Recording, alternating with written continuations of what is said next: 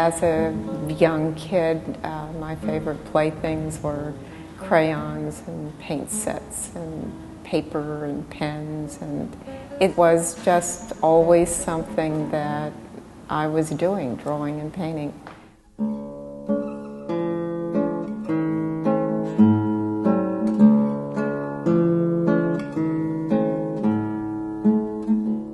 I guess I would say that there are works that I look at for guidance.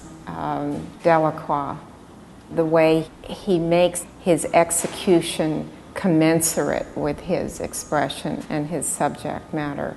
Thinking about The Abduction of Rebecca, which is one of my favorite paintings. I can't remember whether I was actually in the Metropolitan Museum or whether it was looking at an art book. My parents had a lot of art books. But that view of Toledo, El Greco's view of Toledo, I remember falling in love with that painting.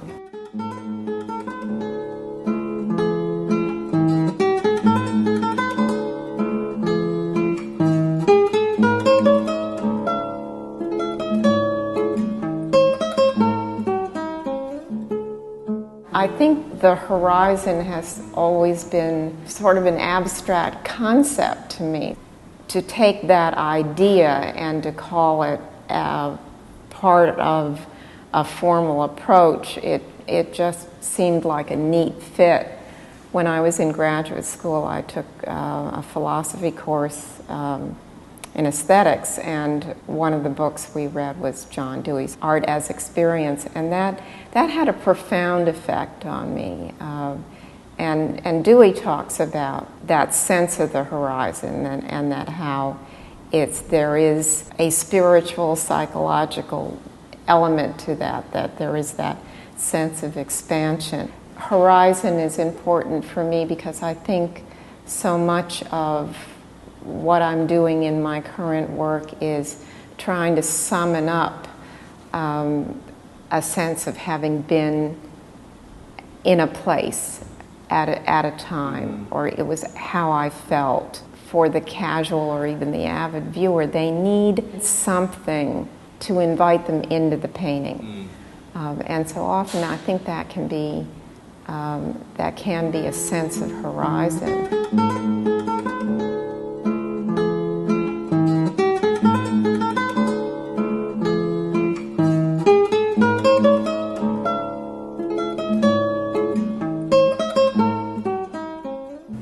Meera, one of the things I love about your work is that you do work with triptychs. And a triptych is something that is unique, at least in the Western tradition of art history, whereby it has often been used as altarpieces in medieval and Renaissance art specifically. How does the triptych for you as a painting relate to your work? What does it mean for you? You look at those altarpieces, and the museum is full of them. I adore them.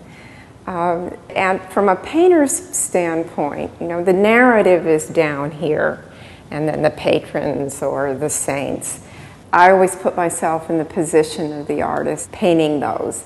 Well, there are givens here. There's so much that there's no room for elaboration or interpretation here. There has to be Mary and the baby Jesus and Joseph and the shepherds or whoever.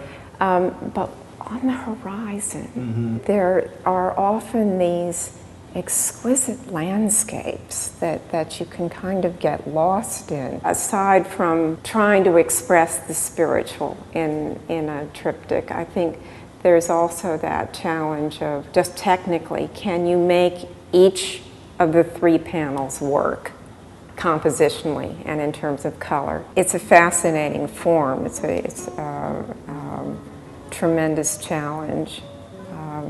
It lets me express things that I don't ordinarily get to express.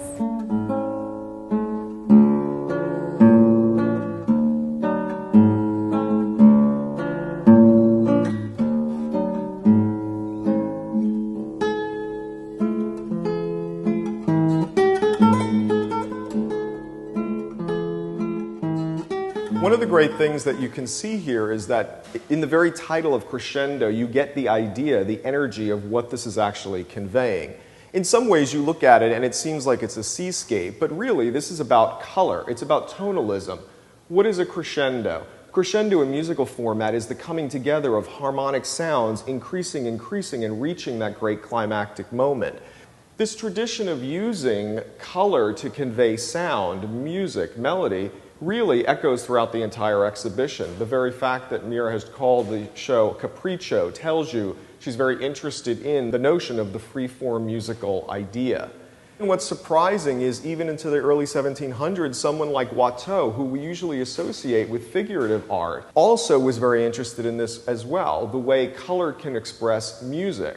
We may think of a picture like Mezzotane as really just representing this musical figure from the Commedia dell'arte, singing, playing his guitar. But when you look in the background of that picture, you see him swirling the greens in a way that they're actually responding to the music.